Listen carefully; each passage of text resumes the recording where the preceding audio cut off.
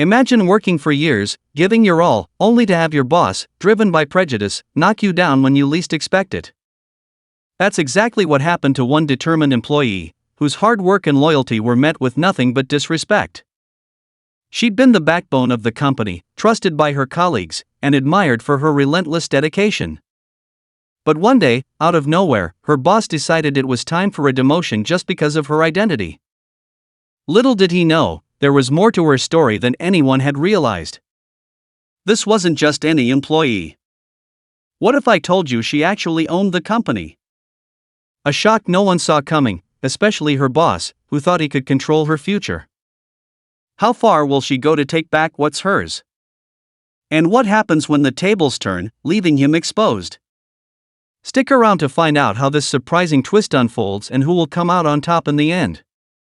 For years, she had worked tirelessly, pouring her heart and soul into the company. It wasn't just a job to her, it was a piece of her identity. She started at the bottom, eager to prove herself, learning the ins and outs of the business. Slowly but surely, she climbed the ladder, taking on more responsibility, working long hours, and making sacrifices along the way. She'd earned the respect of her colleagues and the trust of the higher-ups. Or so she thought. The day the demotion came felt like any other. The office was buzzing with its usual energy, the hum of phones ringing and keyboards clicking in rhythm. But the moment her boss called her into his office, she knew something was off. He wasn't his usual self, his smile was forced, his posture stiff. As she walked into the room, her stomach tightened, an uneasy feeling settling in her chest. "Please, take a seat," he said, gesturing to the chair across from him.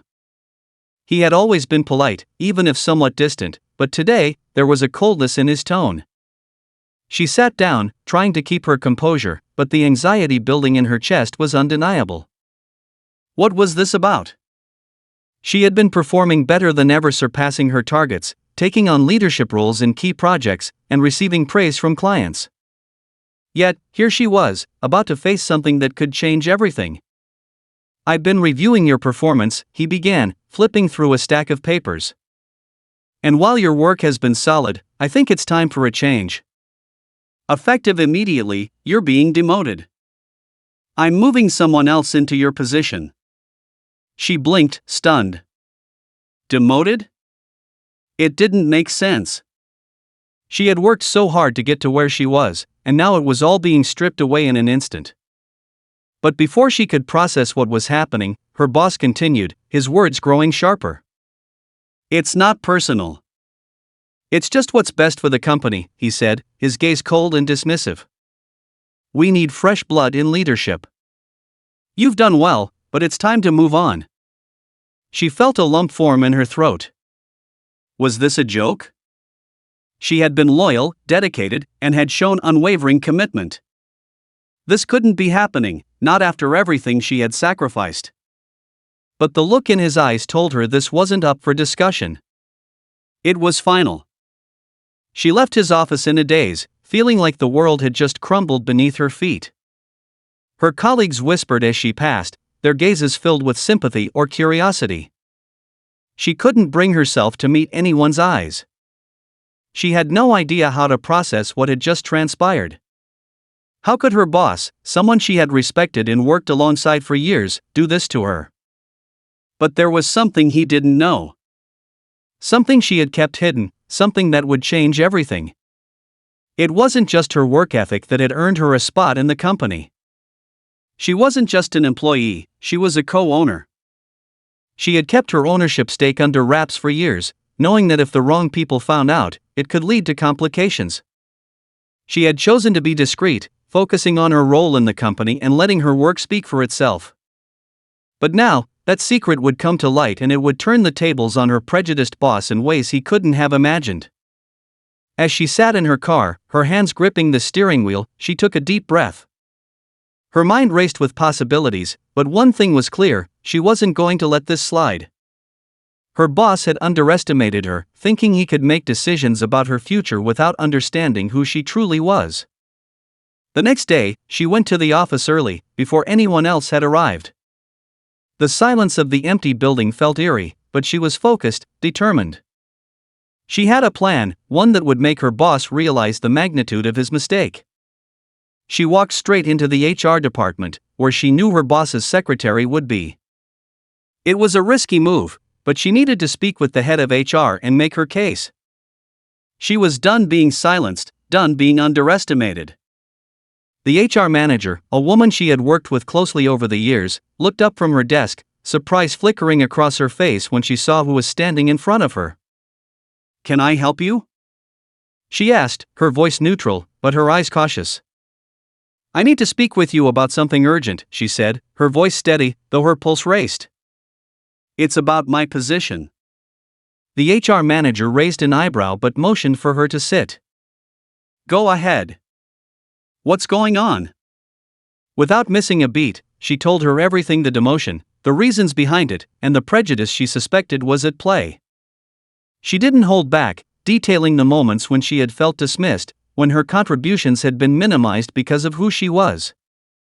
The HR manager listened intently, but her expression remained unreadable. "I think you should know something," she said after a long pause. "You're not the only one with a stake in this company."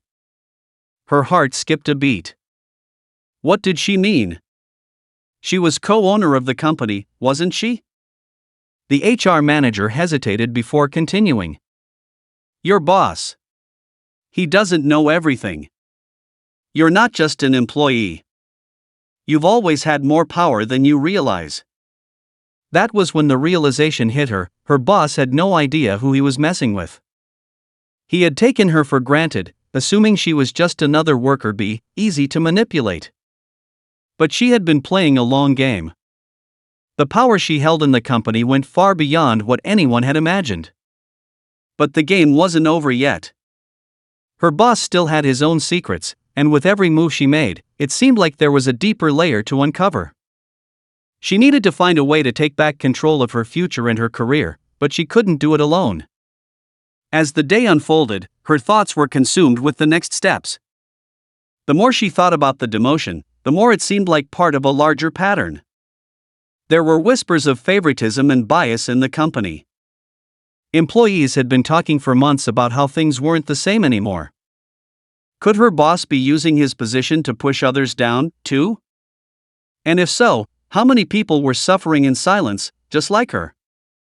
Meanwhile, her boss, oblivious to the storm brewing, continued with his plans, thinking he had the upper hand.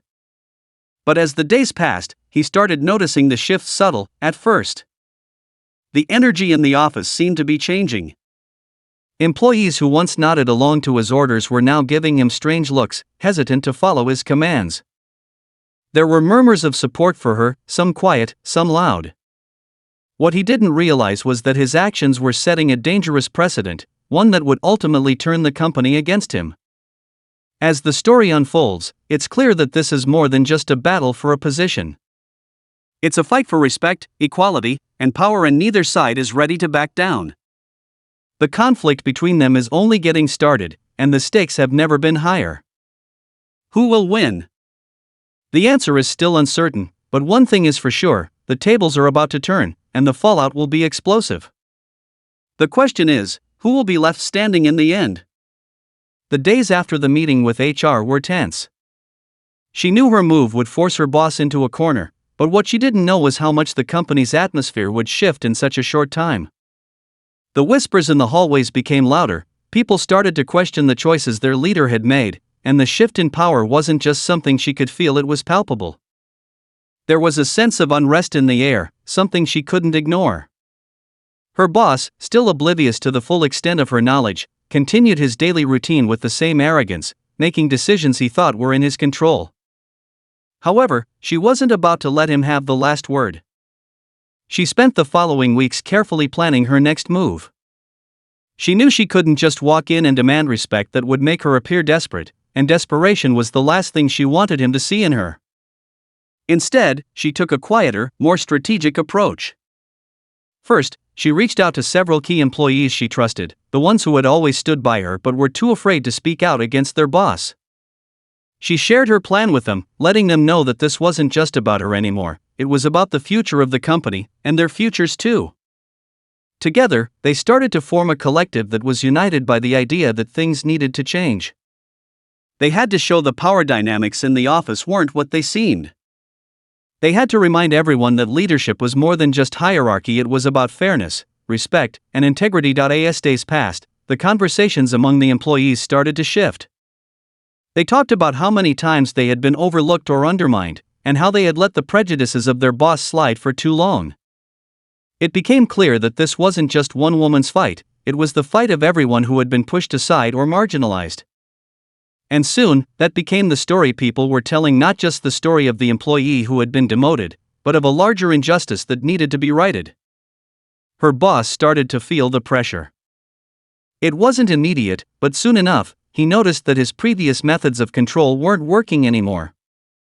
His decisions were being questioned more frequently, and his once loyal subordinates began to challenge his every move. The employees weren't just standing by and letting him push them around anymore. They were speaking up, organizing, and sharing stories of his bias and discriminatory practices. The whispers had become a chorus, and it wasn't long before his actions started to get the attention of people outside the company. At the same time, she kept her focus sharp. She didn't waste her energy on confrontation that wasn't going to move the needle. Instead, she used her position as co-owner to gather support. She began meeting privately with the investors who had initially supported her stake in the company, presenting them with a detailed case that outlined the ways her boss had mismanaged things. She didn't just talk about the demotion, she showed them the broader picture of the toxic culture that had developed under his leadership. She laid bare the systemic issues within the company that had been ignored for far too long. By the time the investors came to meet with her boss, the tension had reached its breaking point. He had already started to panic, sensing that things were spiraling out of control, but he refused to acknowledge the truth. He clung to the belief that his position was untouchable, that he had the power, the respect, the influence to make whatever decisions he saw fit. But when the investors confronted him with the mounting evidence, it became impossible to deny. They told him they had received multiple reports about his discriminatory practices, and that they were concerned about the direction he was taking the company. More importantly, they made it clear that they no longer trusted his leadership. The walls he had built around himself were crumbling, piece by piece, and there was nowhere for him to hide.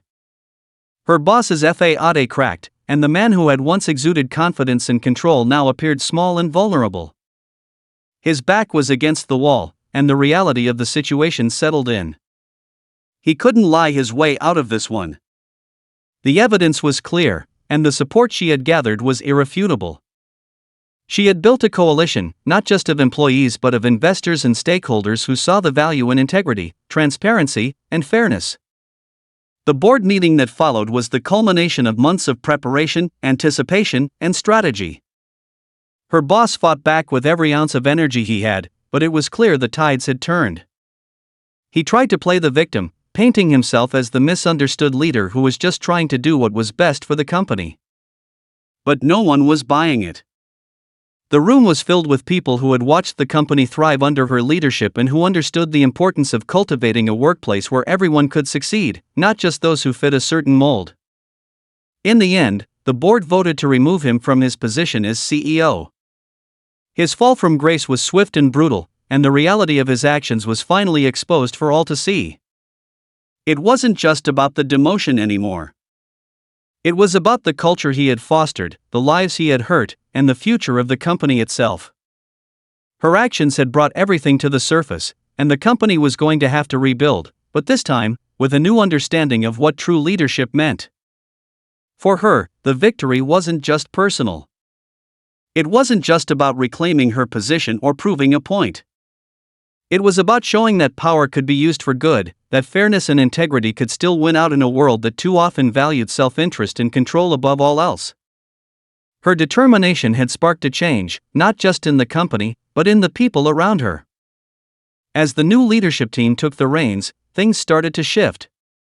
The toxic culture that had once defined the company began to fade, replaced by an environment that prioritized respect, collaboration, and growth. Employees who had once felt silenced now had a voice, and they were encouraged to share their ideas, concerns, and dreams for the company's future. There was a renewed sense of optimism, and with each passing day, the company became stronger, more innovative, and more in tune with the needs of its employees and clients. For her, the journey wasn't over. She had faced a formidable opponent and emerged victorious, but there was still work to be done.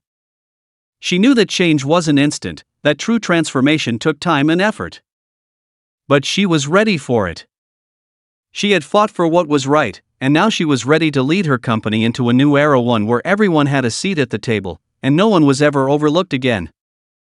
As the dust settled, she took a moment to reflect on how far she had come. From that first moment of shock in her boss's office to the final vote in the boardroom, the journey had been filled with challenges, obstacles, and moments of doubt. But through it all, she had remained true to herself, to the values that had guided her from the very beginning. She had fought for fairness, for equality, and for the future she believed in. And in the end, she had won not just for herself, but for everyone who had ever felt silenced or oppressed. The story of her rise wasn't just a tale of one woman's victory over a prejudiced boss, it was a testament to the power of standing up for what's right, no matter the cost. And in that victory, she had proven something even more powerful, that true leadership comes not from titles or positions, but from the courage to make things right, even when the odds are stacked against you.